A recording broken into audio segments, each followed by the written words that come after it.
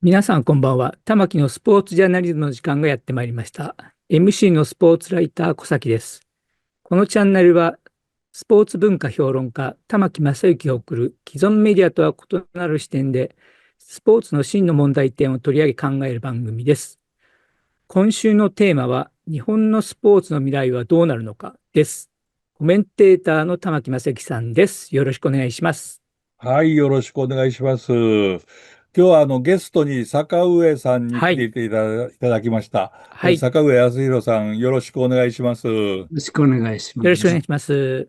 坂上さんは、私は正直言いまして、この本が出会いでした。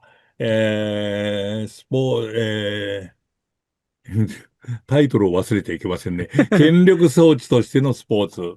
この本に私はもう大きく、心を動かされましてというか、戦前よっちの日ゃいましょう。本のスポーツ界のあり方、これが、すごくよく分かって、おまけになんて言いますか、最近のスポーツブームのルーツというか、それが大正デモクラシーのあたりから始まっていて、大正デモクラシーの時にたくさんのスポーツ小説が出てきたような話から、それから日本の軍国主義政府がスポーツをどのようにして利用したのかって書いてあって、これはもうスポーツライターとしての私にとっての本当教科書になりました。本当改めて坂上さんにお礼を言いたいぐらいでございます。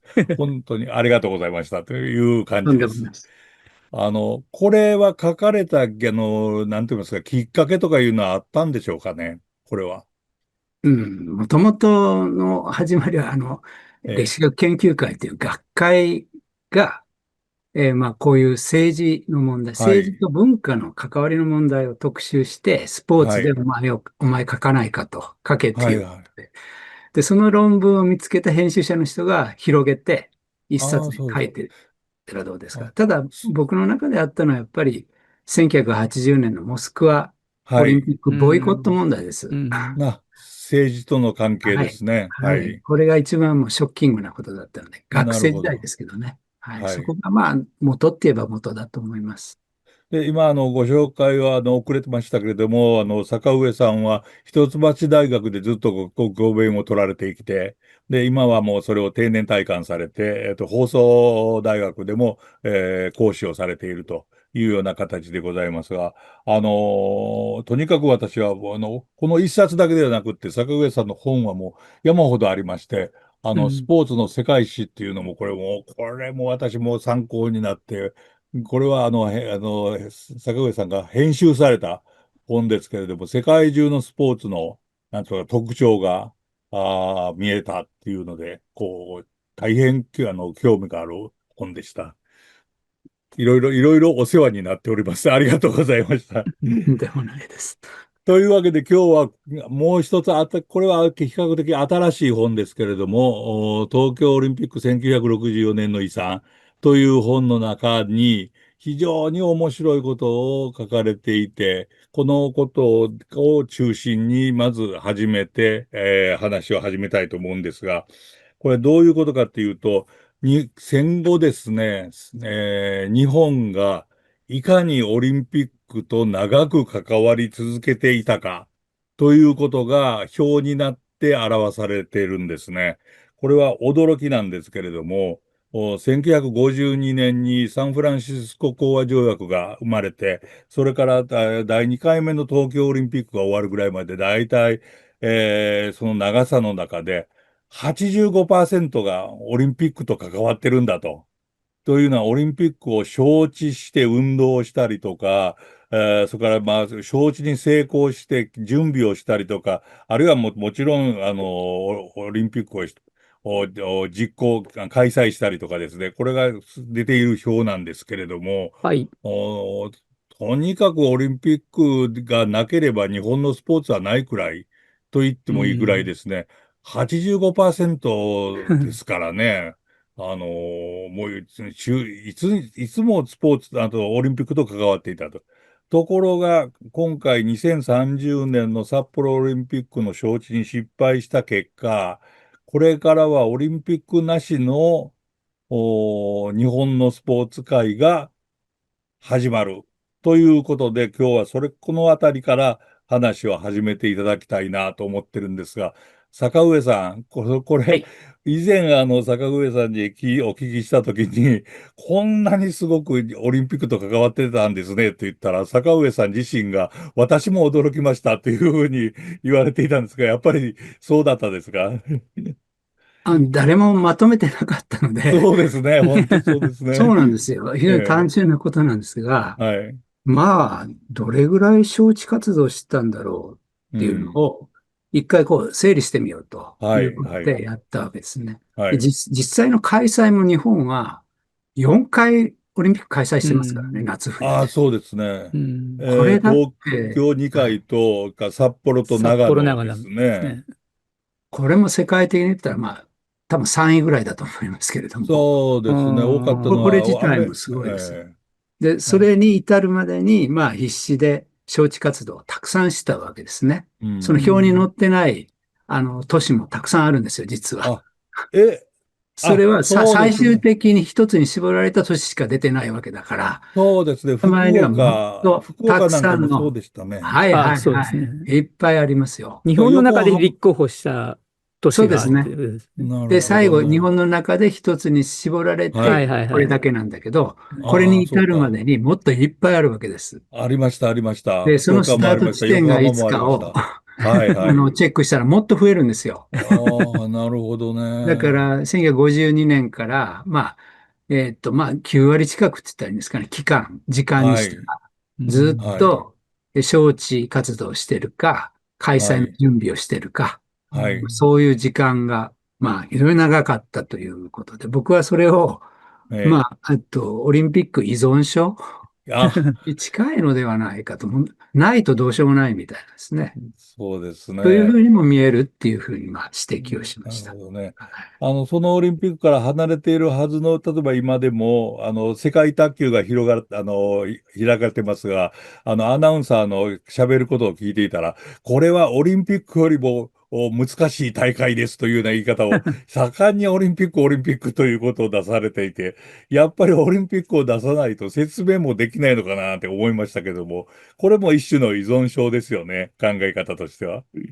そうですね。まあ、共通してるのは、はい。やっぱり、その世界の中で日本人が活躍する、そはい。の場として非常に貴重だというところが、まあ、根底にあると思うんですね。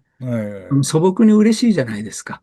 まあ、そ世界の。れでも、まあ、例えば世界選手権とかね、ワールドカップとかもはいはい。あるんですけれどもね、それとオリンうん、ピックっていうのはやっぱりどこか違うところがあるというのは、これはどうなんでしょう。ああ、戦前からの影響とかもあるんでしょうかね。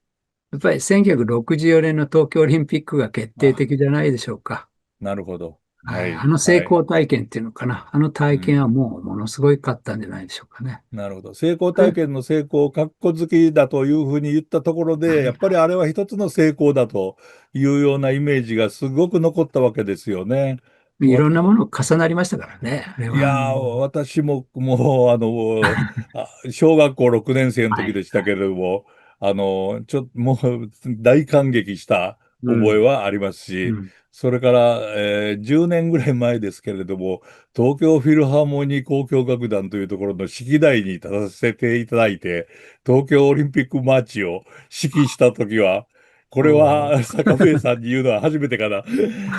めちゃめちゃ嬉しかったですね。あ本当に、今度一度坂上さんにビデオありますんで見ていただきたいんですけれども、もう自分でも見ていて恥ずかしくなるぐらい、もうニコニコ笑って、もううん。喜んでうん。やったってなるんですが、その時、1964年は坂上さんは失礼ですが、おいくつだったんですか？僕5歳ぐらいなんです。ほとんど記憶あがないです。やっぱりそうですか。やっこのね、ぱりというと、1、2歳の差が大きいですよ、やっぱ。なるほどはい、うね。ちの奥さんはしっかり覚えてますけど。ええ1、2歳の差で。はい。あ東京オリンピックの温度を踊ってますから。あなんですああ、ね。私はもう、あれはもう、南春夫さん先生の、もう素晴らしさを、もう、本当によく分かった。国民的歌手だということがよく分かったんですけど、まあ、それが大きいとしても、今度、2回目の東京オリンピックがコロナという特別な事情で開かれたということがありました。それとその後、続けて札幌で冬季オリンピックをやるというのが、ほとんど本命だと言われていて、バッハ会長も、これはもう選ばれて当然だろうと思っていたら、東京オリンピックの汚職事件も、まあ影響しましたし、それから2度目の札幌ということに対する新しい、なんていうんですか、コンセプトも、まあ、きちんと出すことができなかったと。ここでオリンピックがなくなったというふうに言ってよろしいんでしょうかね。まあ、IOC の側の判断の話だと思うんですけども、先ほどはい。のは。ただはい。僕はやっぱり、2020、実際には2021ですけど、21、はい。東京オリンピックの体験っていうのは大きくて、はい。やっぱり64年のオリンピックからずっとまあ、狂信的な依存って言ったらいいんでしょうかね。オリはい。ンピックがすごいいいもので、ものすうん。ごいものをもたらしてくれる。それは経済的な面も含めてなんですけどね。はい。そういうふうな恩恵がすごくあるっていうその期待が、そうではないと、はなんかすごく冷めたって言ったらいいんでしょうかね。い。まあ、あるいはそれほど神聖なものでもなくて、はい。実際には汚職がいっぱい起きて、はい。で、あの体験っていうのは結構コロナの中での強行開催に最後なったわけですから、そうですね。まはい。あ、簡単に言うと国民の命よりもオリンピックの方が大事だと。うん。それはもう最後 G7 で決めてきましたからね。そうですね。はで、い。押し切られたっていう、はい。順番的に国際公うん。約だからみたいので、もう有無をうん。言わさず行くっていう。で、まあみんなが国民的なレベルで言うと、小学校の運動会が禁止されてるのに、どうしてオリンピッはい。クができるんですかっていう、これに答えなかったわけですよね。なるほど。で、そこでもやって、で、結局我々は無観客でやったわけだから、そうです誰もね。スタジアム体験もしてなくて、はい。今までのテレビ観戦で一緒なんですはい。よね。はい。で、経済的な効果もない。うん。で、その僕は影響はあると思うんですね。その札幌がはい。はい。十分な支持を得られなくてっていう、はい。一つポイントだったと思うんですよ。そうですね。はい。札幌自体が、その2回目のオリンピックに対する新しいそのコンセプトを出せなかったと。いや、国民に訴えることができなかったということもありますけれども、まあ、みんなも乗らなかったというところもあるわけですよね。うん。まあ、それ開催は、意義がなかったですよね、そう札そうそう。幌には。誰もそれを思わなかったという。うここでオん。リンピック離れっていうことになって、い、なりましたよね。これ ただそれは開催招致の話なんですよね。あ、はい、そうですね。うん。あくまはい、で。そのはい。自分の都市で、その日本でやるっていうことの熱意は、やはり、決定的に薄れたと思いますね、う国民なるほど。的な支持。うん、しかし、オリンピック魅力的でしょとか、見ましょうっていうことは、どれぐらい、まあ、前よりは少し落ちたにしても、やっぱり期待度は高いんじゃないでしょうか。なるほどね。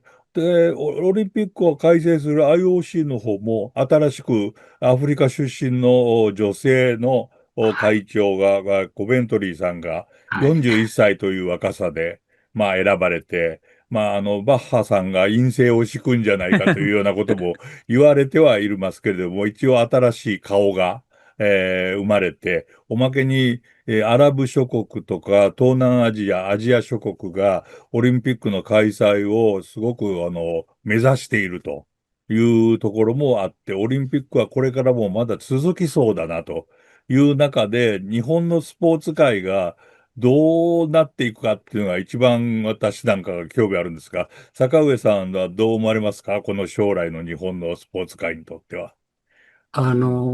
まあ一番痛切にも思うのは、はい。2020東京オリンピックをやるために、がむしゃらに走ってきたわけですよね。日本のスポーツが。それはい。に2005年からだと思うんですよ。JOC が招致をやると言って、やろうと。はい。で、その4月に森喜朗さんがはい。日本体育協会の会長になはい、る。会長。はい。こっからもう突っ走ってきたわけですよ。それでいろんな無理をしながらも。うん。で、これやり方としては政府と一体となってこれを進めるっていう形をやってきて、はい。で、僕はそれはそれで出来上がったものっていうのは、まあ一つ問題点としては、政治依存、はい。政治に依存する形。はい。それから仕切り方としては電通に依存したわけですよはい、ね。そうですね。これの問題がまだ今まで払拭されてないわけですね。あで、ー体制としては、森さんは、その女性差別発言で大会組はい。織委員会をクビになりましたけども、はい。その途中で。はい。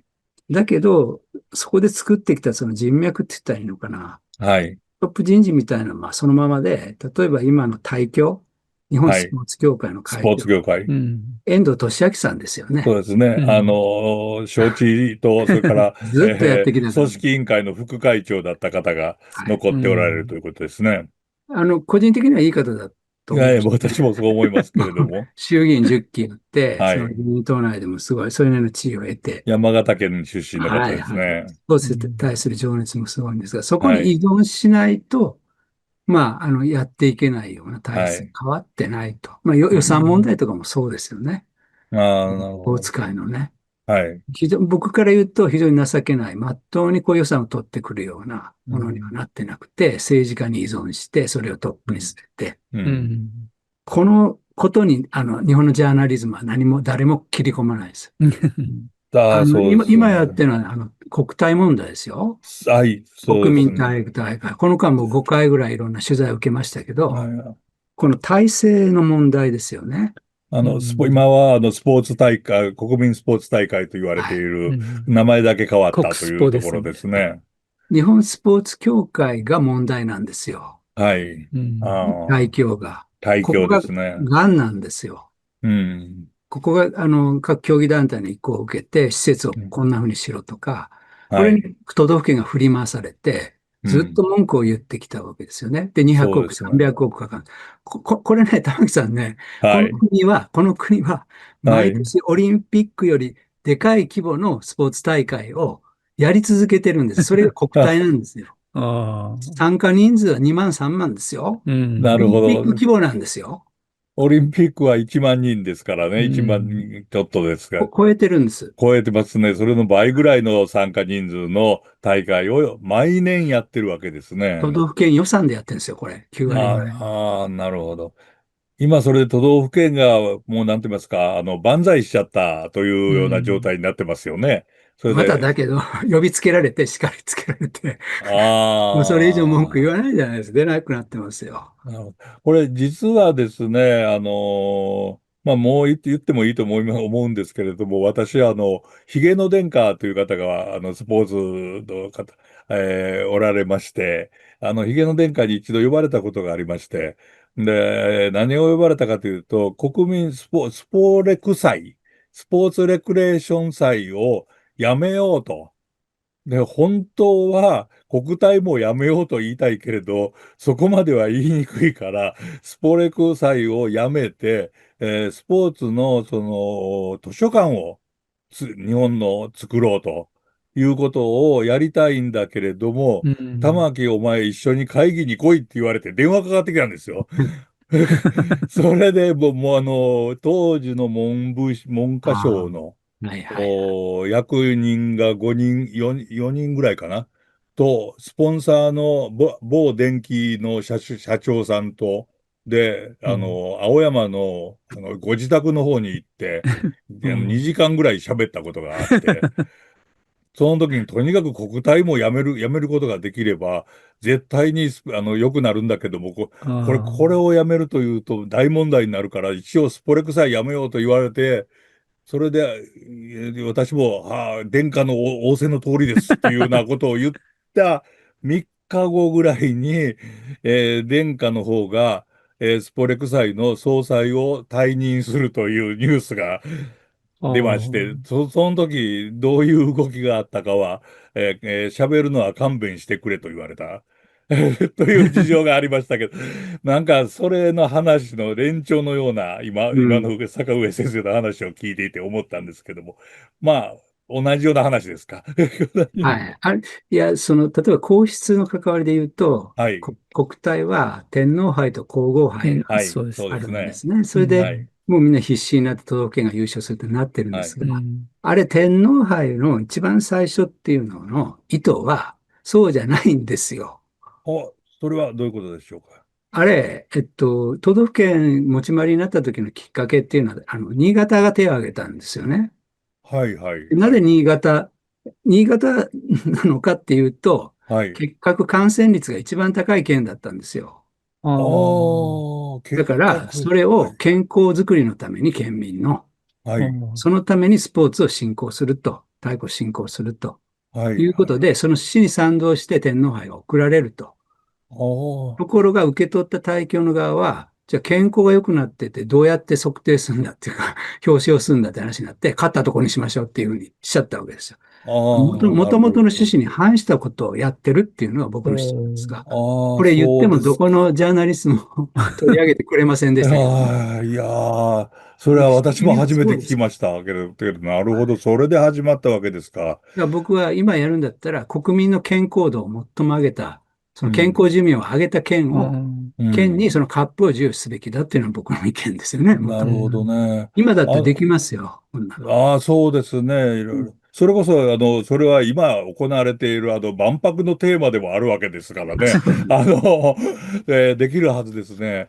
ただできます。私自身が、面白かったという言い方はおかしいんですが、NHK のクローズアップ現代に呼ばれた時に、国民体育大会が全県を一周したところで呼ばれうまして、ん二周目をどうするかという、番組に出て、もうやる必要はないと。いうことを散々30分喋ったんですが、そのクローズアップ現代が始まる直前に、日本シリーズで9回裏に同点ホーマーが出て延長戦になって、クローズアップ現代の史上最低視聴率というのを作ってしまいまして、それを私が出た時に作られたというのよりも、国体のテーマに対して全く国民が興味なかったことも、う分かっんたなということを、国谷さんと喋ったことを覚えておりますけれども、やっぱり国体、今のスポ体ですけれども、興味ないですよね。それはありますね。多ほとんどくの人は。誰も知らないですよね。今年ね、どこでやるとか、ね、誰が勝ったなんていうの。これあの、うはん。どうなんでしょう。ジャーナリズムというか、マスコミ使って、やっぱりこういう国体にしましょうよっていうことは、動くもんなんでしょうかね。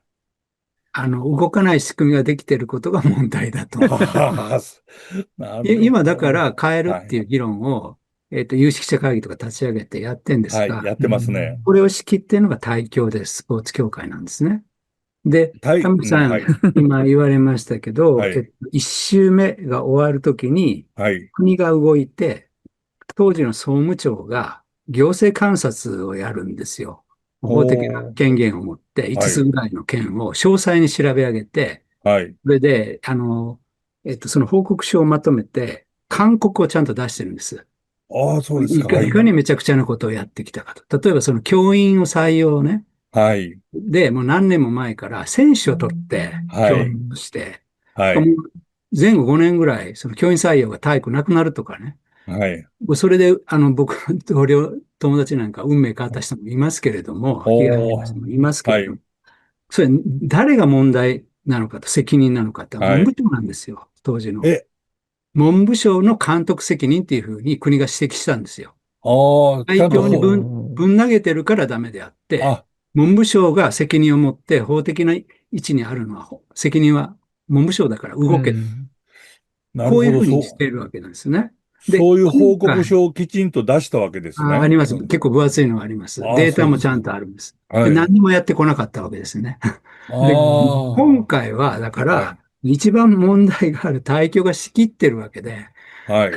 文部省はもう全く表出てきてないわけですね。で、うん、この構造うん。は一言で言うと、遠藤さんがいるということです。対局に。政治が、文部省より偉い人が対局にいるんですよ。なるほど。で、これは都道府県レベルでもそうなんですよ、実は。はい、はい、はい。都道府県レベルでも都道、そうなんですよ。都対局道府組織ってそう県レベル、なってるんです。なるほど。都だから道府教育県、長から上がった人が対局会長になってるとか、事はい。務局長にいると。で、行政よりも強い関係になってるんです。ああ、で、あれ、一民間組織にもかかわらず、ほぼうん。官ですよ、あれは。ああ、なるほど。だって県庁の中に事務所があるでしょ？そうです、そうです、そうです、そうです、ありまそうです。す。ええ。まあ、不思議な組織なんですよ。地方行ってスポーツの話するときなんか、そうです。県庁の中で、うスポーツん。協会の人と話をしますね。で、あ国体は、さっき言ったように健康、あ、はい。国民の、始まったんだけれども、あるいは国民のためのお祭りとして始まっうん、たけど、うん、オリンピックでなかなか勝てないので、はい。その選手強化のために利用するっていう動きが一部うのん。競技団体から起きて変質しているんはい。です。ああ、オリンピックのこれで、競技をやるようになりましたようね。ん、水うん。泳なんかも早い、中学生も参加させるとか、高校生も参はい。加させるとかっていう、そういう場にしていったんですようね。なるほん。どね。で今でもその要求があるから変わらないです。ああ、そうか。ここと切りそうか。離さなければ、国民のスポーツ祭典にはならないです。なるほどね。これは、そのあたりは、今日は、オリンピックと離れたところから始まった話が、国体の話になって、それで日本のスポーツが果たしてこれからどうなるかというときに、これを正していくためには、やっぱりマスメディアに訴えるっていうことに行き着きますか。他にはないでしょうね。うん。さっき言ったような構造的な問題っていうんですうかね。ん。特に政治絡みの問題。この間、日本のメディアはほとんど報じないじゃないですか。そうですね。僕言っても全部カットですよ。いや、一時期というか、東京オリンピックに二度目のある時に、結構政治家の皆さん、スポーツ、議員連盟の皆さんから、スポーツ庁、それから文科省の皆さんとの会議にたくさん出て、体育からスポーツへの変化とか、スポーツという言葉をどう使っていくかっていうのをかなりやりました。ほんで、そのやった理由の一つとして、実は政治家の方がマスメディアよりも強いと思ってたんですよね。で、マスメディア、スポーツの、ごめんなさい。政治家の方がマスメディアより強いから、今、マスメディアが牛耳っている高校野球とかプロ野球の改革も政治家の方から言ってもらえるっていうのが私の胸の底にありまして、そうして政治家の方とつながっていって、やろうとした時に、その場では言うんですよね。朝日のあの高校野球はね、なんとかしないといけないなと言ったもう人いっぱい政治家で知ってますし、読売がプロ野球もやってる限り大リーグと同じような組織にはならないよなというような話しながらやっていたのは、結局何か飲み屋の座談会と同じようなので終わってしまってというようなことと国体の話が今私の頭の中で結びついてしまいましたけども、なかなかそこを変えるのは難しいことですね、これは。うそうですね。ん。うといん。うことのは、今日、坂上先生に、初めて出てもらった第1回目としての結論はどうしましょうかね、これ。これ、だけどスポーツだけの問題じゃないですよね。日本あ、全体の。だからなるほど。政治っていうのは何にいくら金をかけるかを決めるのが政治なんで、そはい。の議論がないわけですよ、この国は。僕は政治がないとあ思ってます。まっとうなやり方で、これは、例えばプロ野球改革でも何でもいいんですが、おかしあ、いでしょと。はい。こう変えないとうん。いけないとっていう、うん。この筋道が通らないわけですよね。ああ、なるほど。ここのくすぶってるところっていうかな、通路みたいのをきちっとやるしかないんじゃないかと思ってます。なんかい強い者勝ちじゃないですか。あれ予算って積み上げ予算って言うでしょ？あ、前年度これだ。うん。あれむちゃくちゃですよ。哲学も何もない話で。要するに国をそんな、こうするためにこのお金がいるという話にはなってないんですよね。そこの問題です。そうです、そうです。前の年がこう前いうお年通金りみたいなだった感じからね。そんですね。なバカな話はないんですよね。それはうん。現在の米問題も全く同じだっていうような形がそうですね。になってきますね。あ、そうか。とりあえず今日の結論はそのぐらいにしておきまして、またはい。次に連続して出ていただくということで、はい。こういう言い方したらいけないんだけども、面白い話をやっていって、世の中をちょっとぐらい動かしましょう。というよりもくすぐりましょう。はい。どうもありがとうはい。ございました。1回目。ありがとうございます。ありがとうございました。では次回は今週のテーマ、日本のスポーツの未来はどうなるのかのエピソード2、映像文化論の教科書から考える映像としてのスポーツの新しい見方です。引き続き坂上さんとともにお送りします。それでは皆さん次のエピソードでお会いしましょう。さようなら。よろしく。